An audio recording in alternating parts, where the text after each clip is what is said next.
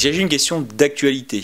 Il se trouve que le bien-être, la remise en forme font partie des priorités de nos sociétés modernes. Et la tranche d'âge qui est bien souvent concernée par les premiers pépins physiques, c'est souvent la tranche entre 40 et 60 ans. C'est ce qu'on appelle l'âge mûr. Et c'est à ce moment-là où peuvent apparaître les premières douleurs réellement liées au sport, qui ne sont pas les douleurs d'origine traumatique, mais plutôt les douleurs sur une articulation qui commence à s'user avec les premières dizaines d'années de vie.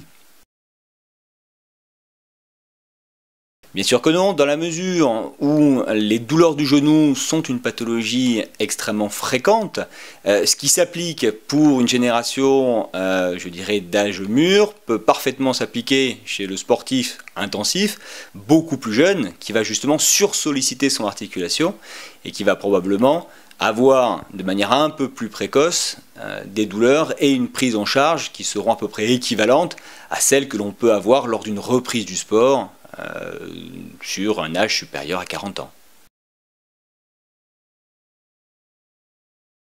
Exactement, la gamme et la palette de traitements pour le genou est immense. La première chose relève du bon sens, c'est les règles hygiéno-diététiques, la perte de poids, l'arrêt du tabac, l'alimentation équilibrée. Lorsque cela ne suffit pas, les médicaments antalgiques peuvent prendre le relais, soit des antalgiques adaptés à la douleur, soit des anti-inflammatoires. On peut ensuite avoir, en fonction de l'usure articulaire, différents types de traitements qui sont des traitements initialement conservateurs, de protection du cartilage, aussi bien des anti-arthrosiques d'action lente, des injections d'acide hyaluronique ou plus récemment de PRP, des traitements un petit peu plus agressifs, comme les ostéotomies chirurgicales, qui sont quand même beaucoup plus radicales et adressées à des douleurs très identifiées et rebelles à tout traitement médical. Il y a un vrai malentendu entre les patients qui rentrent dans mon bureau et finalement les solutions qu'un chirurgien peut leur proposer. La plupart du temps, ces solutions sont des solutions radicales où on enlève le ménisque ou bien évidemment la mise en place de prothèses qui n'est absolument pas le sujet chez le sportif d'âge mûr.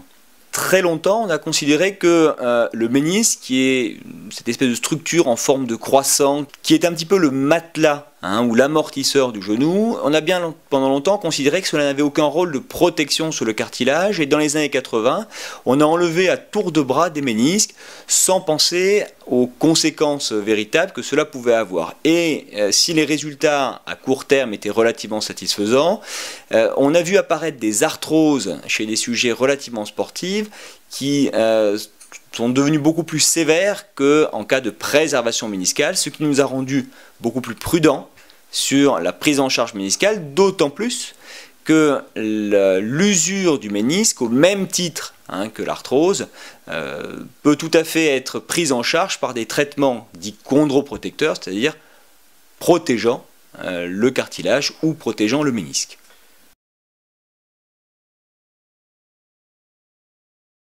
Bien sûr, avec l'apport de nos collègues médecins du sport ou rhumatologues, nous avons bien montré désormais qu'il y avait un processus de vieillissement articulaire qui concernait à la fois le cartilage, c'est-à-dire l'arthrose, mais également le ménisque, c'est-à-dire la méniscarthrose. Ce processus de vieillissement est réversible et l'activité sportive permet de mettre en place les stratégies qui rendent réversible ce processus de protection articulaire.